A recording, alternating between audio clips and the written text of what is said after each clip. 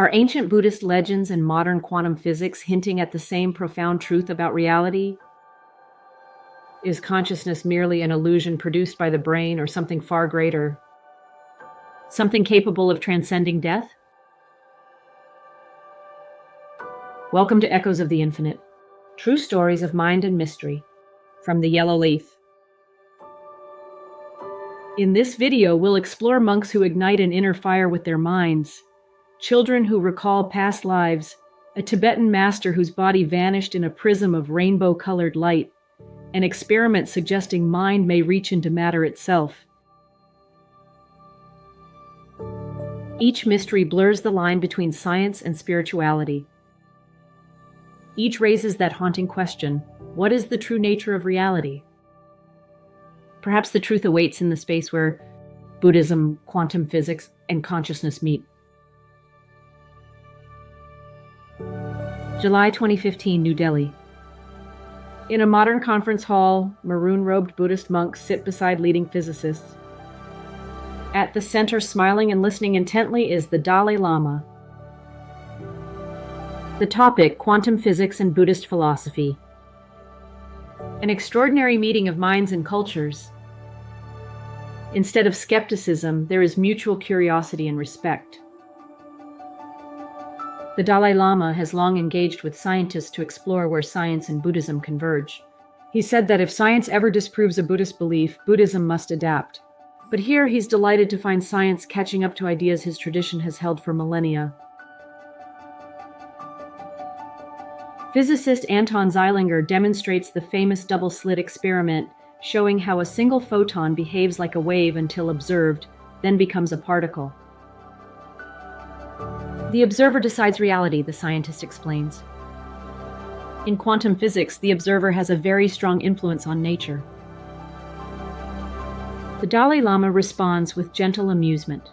It is ironic, isn't it, that physicists, through purely scientific analysis, have come to a point where they may be opening the door to what we Buddhists call emptiness. The room erupts in warm laughter. Emptiness in Buddhism doesn't mean nothingness. It means things have no independent, fixed existence. They exist relatively dependently. Here were physicists showing that subatomic phenomena have no definite properties until observation comes into play. Reality, at its smallest scale, is described not in absolutes, but in terms of interactions and observers. To a Buddhist, this sounds hauntingly familiar. 1,500 years ago, Buddhist philosophers proposed ideas uncannily close to quantum concepts. The mind-only school argued that the external world might be a projection of the mind, that nothing has intrinsic existence independent of an observer. The physicist says, in classical physics, we thought the moon is there even if no one looks. In quantum physics, we can't be so sure. The Lama responds with a centuries-old koan. When a tree falls in the forest and no one is around, does it make a sound? Sound is just vibration until a mind participates. At the conference's end, the Dalai Lama reflects, scientists have introduced us Buddhists to new insights about the brain and cosmos. Perhaps Buddhist thought has given scientists a new way to think about mind and reality. He chuckles. Who knows? Someday science may prove reincarnation or emptiness. If not, we'll keep searching together. High in the Himalayas, it's 40 degrees Fahrenheit, cold enough to chill anyone to the bone. Thinly clad Tibetan monks sit in a freezing chamber, while one by one attendants drape these meditators in icy wet sheets. The camera's night vision captures steam rising in wisps around the monks. Incredibly, within an hour, each sheet is bone dry, heated by the monk's own body warmth. Scientists from Harvard watch in disbelief as the cycle repeats. Soaked blankets, deep breaths, wisps of steam.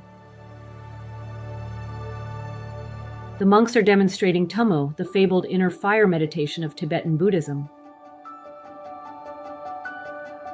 With mere thought and concentration, they have tapped into a hidden ability of the human body.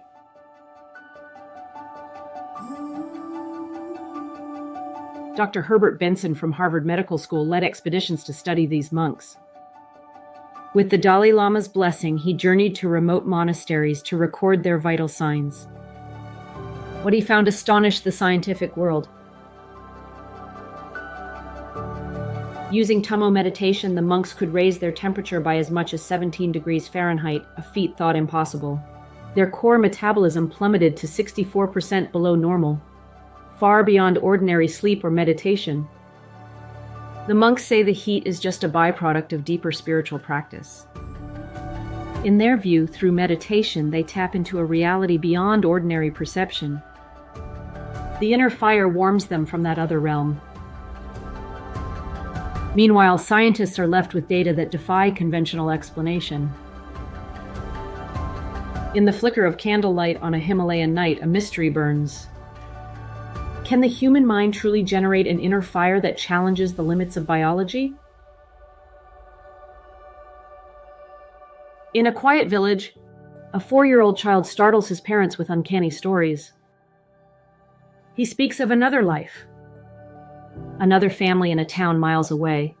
He knows names of strangers and details of a house he's never seen. Across the world, similar accounts emerge. Young children recounting memories of past lives. Investigators have found that some of these tales match real people who died years before the child was born. Over 50 years, psychiatrists at the University of Virginia have documented more than 2,500 such cases. They approach these stories with scientific rigor, interviewing families and verifying facts. Consider Ryan, a boy from Oklahoma. At age 4, Ryan begged his mother to take him to Hollywood. He said he used to be someone who worked in movies.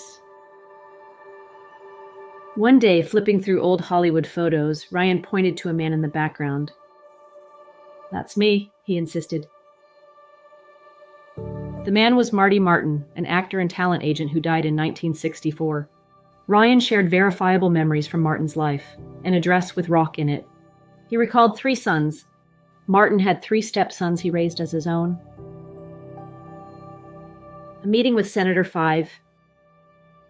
Martin's daughter later showed researchers a photo of her father with Senator Irving Ives.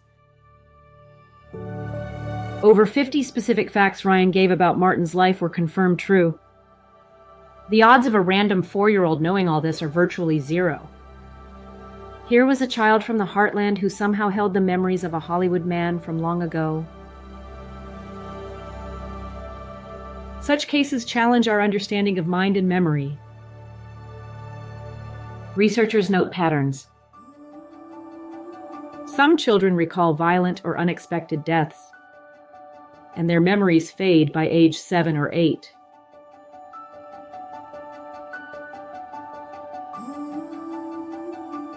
Max Planck himself suggested that consciousness is the matrix from which the physical world emerges. Could the explanation lie in quantum physics? If consciousness exists independent of the brain, perhaps it might find expression in a new life. Reincarnation could have a basis not in faith alone, but in the quantum nature of the universe.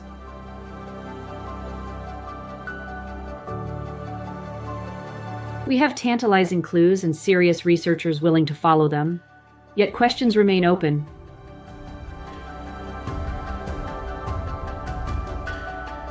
Do these children's memories truly stem from another life? And if so, what does that mean for the nature of consciousness? Eastern Tibet, 1998.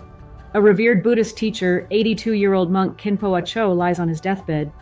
His disciples gather and recite prayers as he slips away.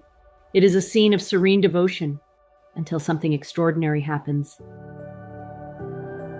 In the days after Khenpo's death, strange lights appear in the sky above the monastery. Rainbows arc across a clear sky with no rain. Those keeping vigil notice something astonishing. Khenpo's lifeless body begins to shrink and change. His weathered skin turns soft and pink like that of a child. As days pass, the body grows smaller and smaller. By the 8th day, when the faithful uncover his shrouded form, they find nothing underneath. The monk's body has vanished into thin air. This is not ancient legend, but a modern account from eyewitnesses. In Tibet, they call this rainbow body, the ultimate fruition of spiritual practice, wherein the physical body dissolves into light at death. The story was compelling enough that in 2000, Father Francis Tissot, a Catholic priest and researcher, traveled to Tibet to investigate firsthand. If true, the rainbow body suggests that mind and spirit can transform matter at the deepest level, that a human body can vibrate into light. The mystery lingers in the thin air of Tibet, unanswered and profound. Did Khenpo A Chö really dissolve into rainbow light?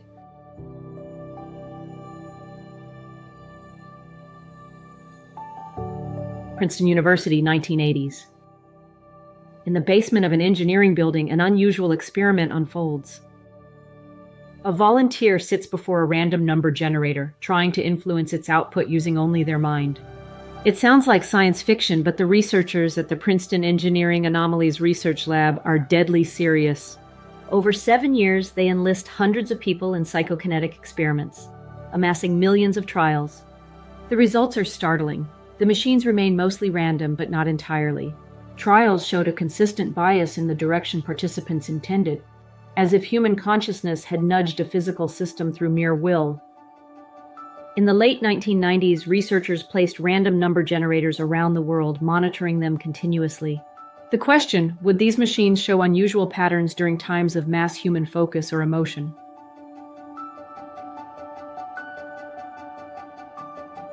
September 11, 2001. As the world reeled from the deadly terrorist attacks, the network of random generators showed deviations far beyond what chance would predict.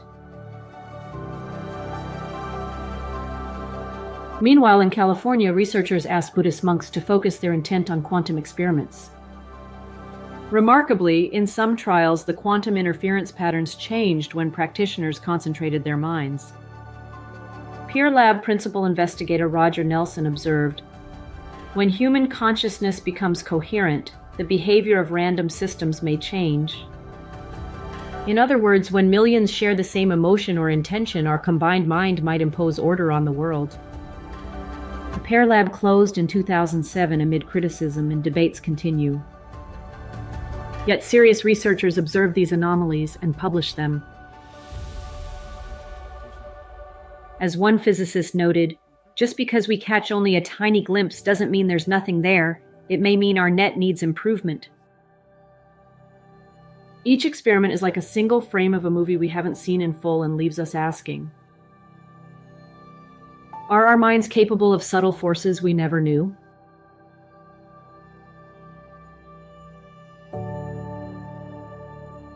We have journeyed from Himalayan monasteries where mind triumphs over matter to memories that hint at lives beyond death, a body vanishing in a rainbow. Dialogue between ancient wisdom and quantum physics. Experiments suggesting consciousness touches the physical world. Each mystery is not an ending, but a doorway to greater questions. The monks ask, can mind unlock hidden potentials? The children whisper, does consciousness transcend death? The experiments probe, are we all shaping reality in ways science is only beginning to detect? We stand at the edge of the known, gazing into a vast cosmic ocean of mystery. Mystics and scientists alike chart these waters with curiosity and open-minded inquiry. Perhaps the most profound realization is how much we have yet to understand. Somewhere in the space where quantum particles wink in and out of existence lies the answer to what we truly are. The universe still holds its secrets close, and the quest to unravel them continues, forcing us to wonder if there will come a day when we understand the threads that connect consciousness and the cosmos.